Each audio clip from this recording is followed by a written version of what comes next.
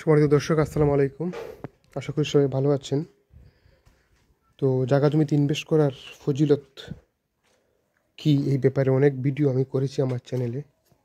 দেখেন আশেপাশে ধান ক্ষেত, ঠিক আছে, এই যে পাশে গাতা গর্ত, তার পাশে সুরম্য ওয়াল তুলে রেখেছেন, গাছ লাগিয়ে দিয়েছেন, গেট করেছেন। এই পাশে দেখেন 5তলা ফাউন্ডেশন করে 1তলা কমপ্লিট করে ফেলেছেন, 4 ঢালাই শেষ, উপরে হয়তো বা কাজ শুরু হবে। বাংলাদেশে কারফিউ চলতেছে জানেন, কোটা আন্দোলন নিয়ে, যার কারণে কাজ স্থবির হয়ে পড়েছে সব কিছুই। তো যাই হোক, সেটা মুখ্য বিষয় না। যেটা হচ্ছে কথা বলতে চাচ্ছিলাম, দিয়ে দেখেন এখানে আরও একটি প্লটে মালিক কাজে হাত দিয়েছেন। ইটের পয়েন্টিং হচ্ছে, দেখেন খুব সুন্দর করে ইটের পয়েন্টিং করতেছেন। এই যে ওয়ালগুলা হাফ সাত ঢালাই কমপ্লিট হয়ে গেছে, বাকিটাও হয়তো বা সাত ঢালাই দিয়ে দেওয়া হবে। তো এই যে দেখেন পাশেই হচ্ছে আমাদের সিলেট সিটি কর্পোরেশনের সাবেক মেয়র মিস্টার আরিফুল হক চৌধুরী।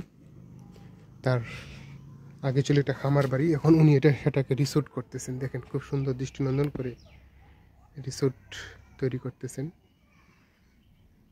তো এই রিসোর্টের পাশেই যে দেখেন, এটা কিন্তু উনার যখন আগে খামার ছিল, উনি এখানে ঘাস চাষ করতেন, সেই ঘাসগুলা দেখা যাচ্ছে। তার এই পাশে ওয়াল দিয়ে, যে দেখেন এই পাশে কিন্তু একটা রাস্তা, এটা হচ্ছে ওয়াল। আশেপাশে বাড়িঘর হচ্ছে, মানে শহরতলির আশেপাশে জায়গা নেওয়ার ফজিলত হচ্ছে এটাই, যে আপনি এখানে কিন্তু বাসা বাড়ি ভাড়া যাচ্ছে। এই যে দেখেন পাশে একটা ঘর করে ওনারা থাকতেছেন অলরেডি। দেখেন 3 ইঞ্চি ওয়াল তুলে উপরে টিন শেড দিয়ে এখানে অলরেডি একটা ফ্যামিলি পরিবার বসবাস করতেছে। তো এভাবে করেই আপনি আপনার ইনভেস্টমেন্ট এগিয়ে নিয়ে যেতে পারেন। অনেক সময় আমরা শহরতলি আশেপাশে জায়গা কিনতে ভয় পাই, যে শহরতলি আশেপাশে জায়গা না কিনলে আমরা অনেকে মনে করি যে শহরে কেনাটা ভালো, কিন্তু আসলে শহরে কিনলে অবশ্যই ভালো।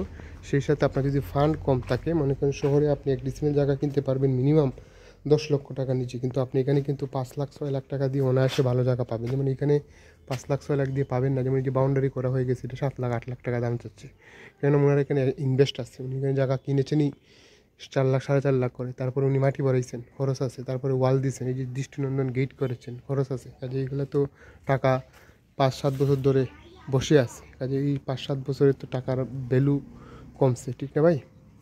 এবং অবশ্যই সেটা সেই দামে, কিনা দামে বিক্রি করলে তো হবে না। তো এই হচ্ছে বিষয়, যেভাবে করি আপনি আপনার ইনভেস্টমেন্ট এগিয়ে নিতে পারেন। শহরতলির আশেপাশে জায়গা কিনুন, জায়গা কিনে রেখে এইভাবে 3 ইঞ্চি ওয়াল করে বা এরকম শোরুম অট্টালিকা করে আপনি কী করতে পারবেন, ভাড়া দিতে পারবেন। অনায়াসে আপনার টাকা 8-10 বছরের ভিতরে দেখবেন উঠে আসবে। আপনি যেমন শহরে 5 ডিসিমিল জায়গা যদি 5 লাখ 10 লাখ করে হয়, 550 লাখ টাকা, কিন্তু আপনি এখানে শহরতলির আশেপাশে আপনি 5 লাখ করে জায়গা পাবেন।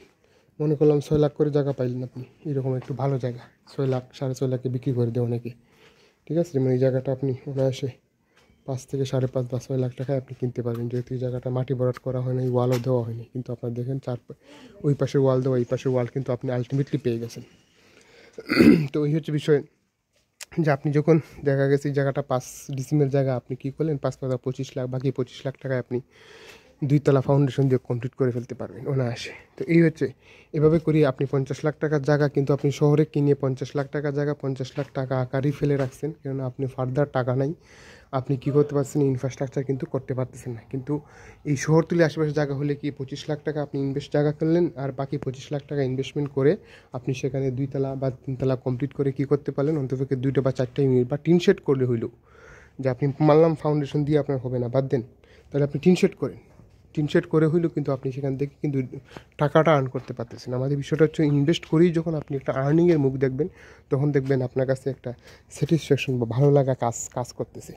এটাই হচ্ছে মুদ্রা কথা, যে এই ব্যাপারটা যদি আপনি মাথায় রেখে মানে মাঠে নামেন, তাহলে আপনার জন্য বেটার। যেমন এই যে ভদ্রলোক, উনি কী করেছেন, যে কিনে ওয়াল দিয়েছেন, এখন যদি উনি ওয়ালের পাশে আর একটু উঁচা করে উপরে টিন শেড দিয়েও এখানে কিন্তু ভাড়া যাবে, প্রচুর চাহিদা ভাড়ার চাহিদা। দেখেন এখানে মেয়র সব বাংলা বাড়ি করতেছেন, ঠিক আছে? এই যে বাংলা বাড়ি বলতে রিসোর্ট করতেছেন, আগে এটা ওনার বাংলা বাড়ি ছিল, এখন উনি এটা রিসোর্ট করতেছেন।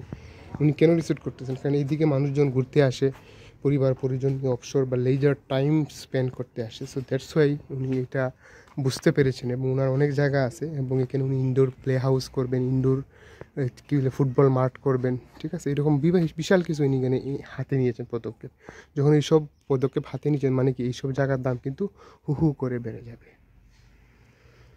তো এই হচ্ছে বিষয়, এইভাবে করে আপনি আপনার ইনভেস্টমেন্ট বাড়াবেন। হ্যাঁ, আমরা অনেকেই ইনভেস্টমেন্ট করতে ভয় পাই যে এখানে কেউ আসবে না, কিছু হবে না, কিন্তু দেখেন যারা ইনভেস্টমেন্ট করে রেখেছেন তারা আগে থেকে এখন কিন্তু তারা গেইনার। দেখেন এখানে জায়গা আগে 2 লাখ 2.5 লাখ, আজকে থেকে করোনার আগে মানে 18-19-এর দিকে 2 লাখ 2.5 লাখ করে জায়গা এখানে বিক্রি হইতো, কিন্তু এখন এখানে 6 লাখ 7 লাখ টাকার নিচে কিন্তু কোনো জায়গা নেই।